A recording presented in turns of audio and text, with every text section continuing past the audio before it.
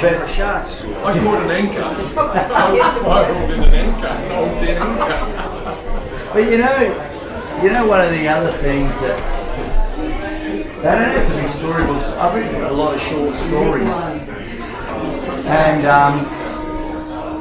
you can think of short things you did as a kid. And some of the fun things we did was to make trolleys. We'd go into the bush when, in those days, there was bushland around Cape Street, Chilla Hill, and it was Jim, myself, and my other cousin Basilio, and all our fathers were carpenters, so we had the tools. We just needed some wheels. That was the most important thing we needed. And we'd go in the bush and we'd look for an abandoned pram, because people threw things in the bush in those days. And then we'd find one, then we'd bash the wheels off it. We'd make the trolley with a teeth frame, put a seat on it, no brakes, and then we'd go down the hill. I can't remember, did we have a break? I can't remember us having a break. Oh yes, So it was such a crazy idea, it never worked. But we thought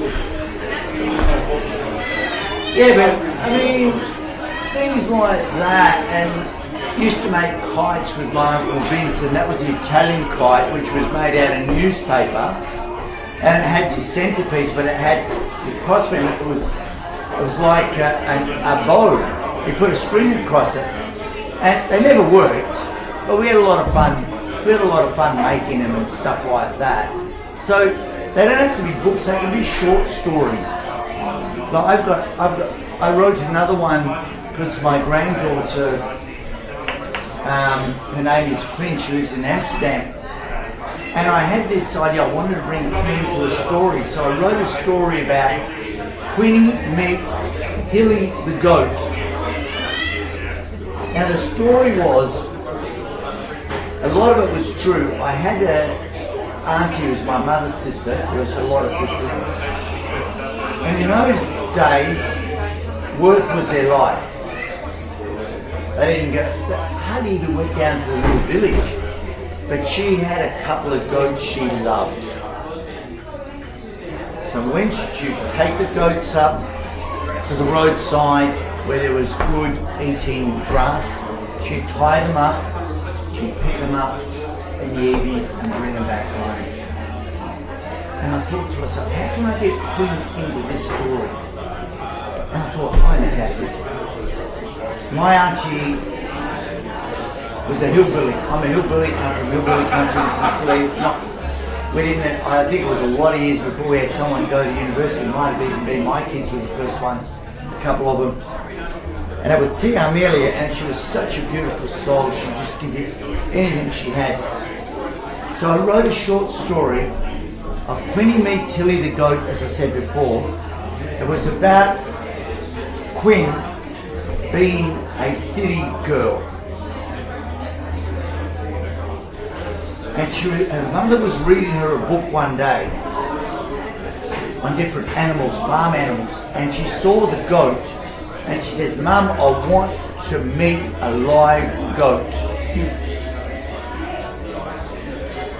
And I used the names of my hometown. I used the names of Messina, which was a city which our province is in. I used my tia Amelia's name. I used the name where we lived in Santa Maria Fontana. And it was all about the city girl meeting the country girl.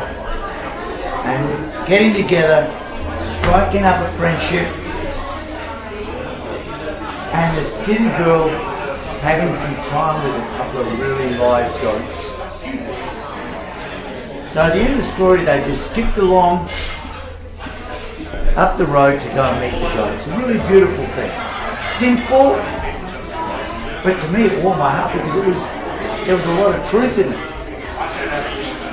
So there's a lot of things you can do, guys. Don't limit it to writing a 10-page or a 20-page book or a series of books. You might just want to write short stories for yourself, for your kids, and memories of things. Or Anna, you have some memories of Germany. tell stories,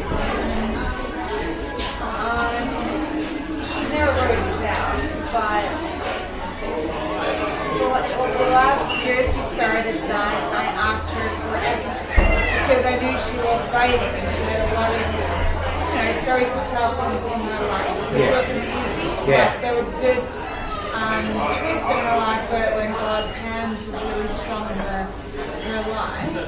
So I asked her to start writing stories or essays, and I compiled it. I all typed it all up and made it for her, and made a little dedication in the front. How much her stories mean to me and my sisters as a legacy passed on from the generation. Awesome. Yeah, so I compiled it up together and gave it to her for her 85th birthday, which was last year. And she keeps writing me emails about how much that meant to her. And I just hope that those wisdoms and things that she passed on to us will also inspire our generation as we move on in life. That's fantastic. I've got a little bit, two of Mum's sisters that are still living now. When I was over in just outside of Milan, they lived just outside of Milan in 2016, I asked her about her life and I took some notes about her life. It was just an ugly life, just work. And I won't tell you it was sad, but I thought, you never know, at some stage I might just want to write about this. You can ask people about their stories and take some notes down and stuff like that.